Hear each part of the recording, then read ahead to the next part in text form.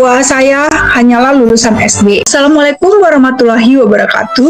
Salam sejahtera bagi kita semua.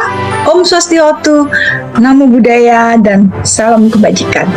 Hari ini saya ingin berbagi cerita tentang apa itu Kilik yang sedang dirintis bersama-sama dengan rekan-rekan yang ada di FMIPA UI maupun FMIPA UNG. Bisa dilihat ya, berikut ini adalah tim inti dari Kilik. Oke.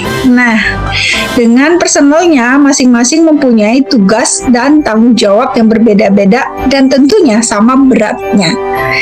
Kata orang, tak kenal maka tak sayang. Jadi saya coba perkenalkan diri saya dulu. Nama saya Sriyanti atau biasa dipanggil Kak Sri ya. Saya merupakan penanggung jawab dari Kilik atau Klub Ilmuwan Cilik. Saya pakai background ini karena saya lahir di Tanjung Pura. Langkat itu banyakan pantai, jadi kalau lihat pantai itu kangen sama kota sendiri.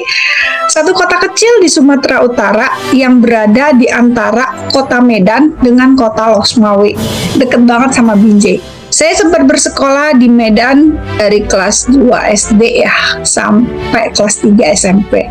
Ini buktinya deh. Bersama-sama dengan orang tua, kami berimigrasi ke Jakarta saat SMA kelas 1. Jangan dilihat tahunnya ya, karena saya mau ngaku angkatan 2000. Saya berhasil masuk ke Fisika UI tahun 91 dan terus terang bagi keluarga kami merupakan langkah yang cukup besar.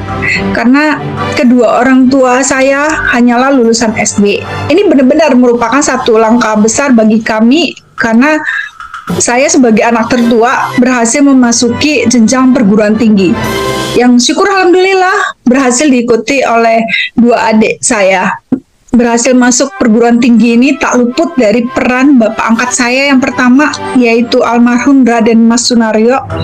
Beliau masih ada kerabat dengan keraton, saat ini telah tiada sejak tahun 97.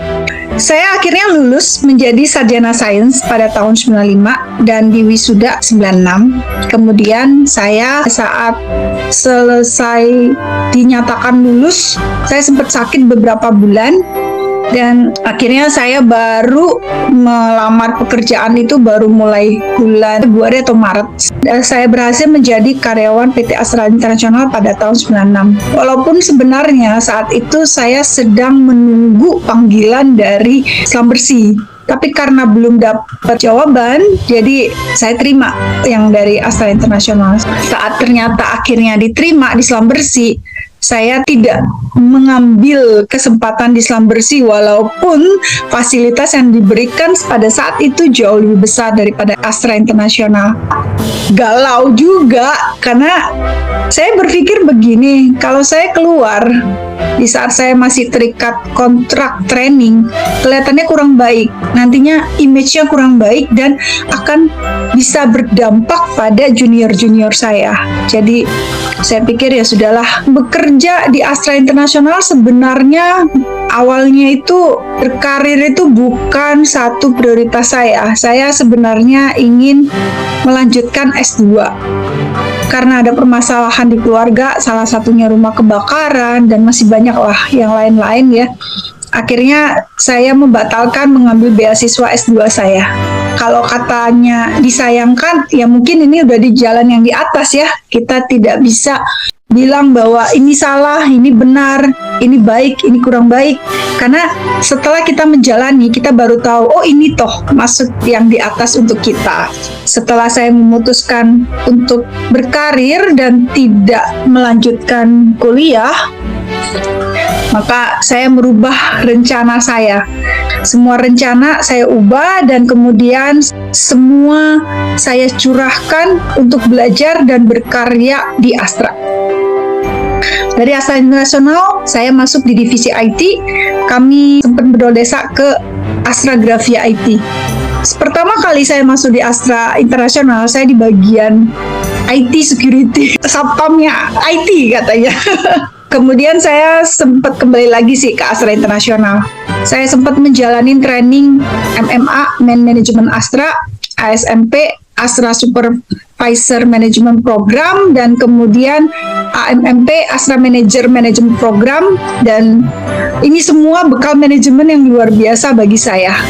benar-benar luar biasa yang mengubah cara pandang saya, cara bekerja saya, cara berpikir saya.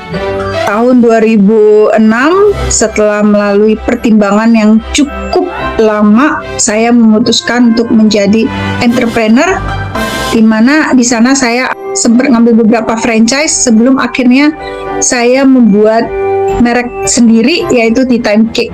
Itu kalau mau tahu IG-nya Tea Time 007, promo sedikit ya. Pastinya menjadi entrepreneur itu tidak semudah yang dibayangkan orang. Saat saya berkarya dan berkarir di Astra, jabatan terakhir saya adalah sebagai IT Asset Management. Jadi yang mengelola aset IT buat Astra Internasional seluruh Indonesia. Sebenarnya bidang apapun yang kita pilih itu tidak ada masalah. Mau jadi dosen, mau berkarya sebagai entrepreneur, mau berkarir sebagai profesional, tidak ada yang salah dan tidak bisa dikatakan bahwa ini yang lebih baik, itu yang lebih baik. Yang penting adalah kita kerjakan dengan kesungguhan hati. Karena dengan kita kesungguhan hati, apapun yang kita kerjakan, itu pasti akan ada hasil yang terbaik yang bisa kita dapatkan. Jadi setelah berkarir sebagai entrepreneur, kemudian pada tahun 2012, tepatnya tanggal cantik nih, 10 November 2012, kami Tea Time buat satu gebrakan, membuat lomba menghias kue buat anak-anak dari tingkat TK sampai SD. Itu yang pertama kali di Indonesia tahun 2012 dan sempat diliput oleh The ITV. Luar biasa sekali ya buat anak-anak dari sekolah Taman Indira. Adalah sekolah bebas biaya untuk keluarga prasejahtera. Tentunya ini adalah suatu kesempatan yang langka. Anak-anak kami bisa diikut sertakan dalam acara lomba seperti ini. Dan kita berharap ini adalah bukan yang pertama, kemungkinan nanti akan ada ikut lagi acara-acara yang berikutnya atau acara yang lainnya, tentunya bisa menambah percaya diri anak-anak ini untuk bisa tetap semangat dan tentunya bisa menambah semangat sekolah juga seperti itu. Saat mengadakan lomba tersebut, sebenarnya miris sedikit loh, karena anak-anak tuh banyak yang tidak tahu bahwa tanggal 10 November itu adalah Hari Pahlawan. Yang kami lihat, anak-anak tuh antusias sekali kalau berkaitan dengan menghias kue, atau pernah setelah itu kami buat lomba lagi dan mengajak mahasiswa-mahasiswi Fisika UI untuk menunjukkan penampilan mereka. Nah ini gambarnya ya. Adik-adik begitu antusiasnya lihat bagaimana sains itu ada di sekitar kita. Seneng banget mereka. Saya selalu punya prinsip bahwa dimanapun kita berada, maka lakukanlah yang terbaik yang bisa dilakukan. Sekali lagi, syukur alhamdulillah, Omitofo, ternyata Tea Time Cake akhirnya diliput oleh Metro TV pada tahun 2014. You now can still eat cakes and chocolates with no worry. Indonesia Now Silviani Wijaya introduces us to a woman that has the solution. Sriyanti is a woman that has realized her dream of becoming an entrepreneur.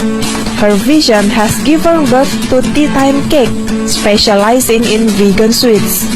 Since 2007, this lady has been busy in her kitchen, baking and decorating cakes. She said she did not have the necessary skills at the beginning, but learned by doing as her business grew. Dan sempat juga diwawancara oleh majalah Kawasan, Info Sunter, dan juga ada Info Fluid ya untuk Tea Time Cake ini.